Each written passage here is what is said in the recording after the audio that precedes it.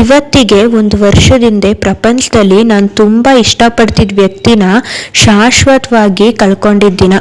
ದೇವರು ಚೆನ್ನಾಗಿರೋ ಹೂಗಳನ್ನು ಮಾತ್ರ ಆರಿಸಿ ಆರಿಸಿ ಕಿತ್ಕೊಳ್ತಾನಂತೆ. ಹಾಗೇನೆ ನನ್ನ ಅಮ್ಮ ಮೀನ್ಸ್ ಮೈ ಗ್ರ್ಯಾಂಡ್ ಮದರ್, ಅವ್ರ ಬಗ್ಗೆ ಇವತ್ತವರೆಗೂ ಯಾರೇ ಮಾತಾಡಿದ್ರು ತುಂಬ ಒಳ್ಳೆ ಹೃದಯದ ಮನುಷ್ಯರು ಅಂತಾರೆ. ಮಕ್ಕಳಿಗೆ ಬೆಳೆಸೋ ವಯಸ್ಸಿನಲ್ಲಿ ಅಪ್ಪನ ಅವಶ್ಯಕತೆ ಎಷ್ಟು ಇದೆ ಅಂತ ಜೀವನ ನನಗೆ ಸುಮಾರು ಸಲ ಕಲಿಸ್ಬಿಟ್ಟಿದೆ.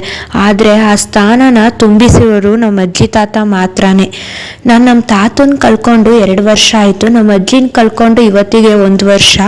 ಅವರಿಬ್ರು ಬರೀ 8 ತಿಂಗಳು ವ್ಯತ್ಯಾಸದಲ್ಲಿ ನಾನು ಇಬ್ಬರೂ ಕಳ್ಕೊಂಡಿದ್ದೀನಿ.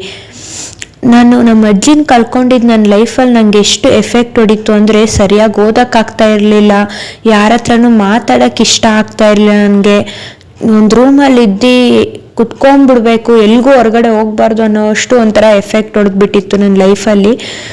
ಇವಾಗಲೂ ಕೂಡ ಯಾರಾದರೂ ಅಜ್ಜಿ ತಾತ ಮೊಮ್ಮಗಳು ಚೆನ್ನಾಗಿರೋ ಮೂಮೆಂಟ್ನ ನನ್ನ ಕಣ್ಣಲ್ಲಿ ನೋಡೋಕ್ಕೆ ಆಗಲ್ಲ.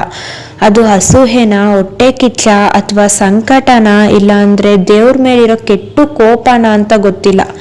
ಒಂದು ಫೈನಲ್ ಮೆಸೇಜ್, ನಿಮ್ಮ ಅಪ್ಪ ಅಮ್ಮ ಅಜ್ಜಿ ತಾತ ಗಿಂತ ಬೇರೆ ಯಾವುದು ದೊಡ್ಡದಲ್ಲ, ಫ್ಯಾಮಿಲಿನೇ ದೊಡ್ಡದು. Show them how much you love them. I miss you so much ಅಮ್ಮ ಆ್ಯಂಡ್ ಅಪ್ಪ.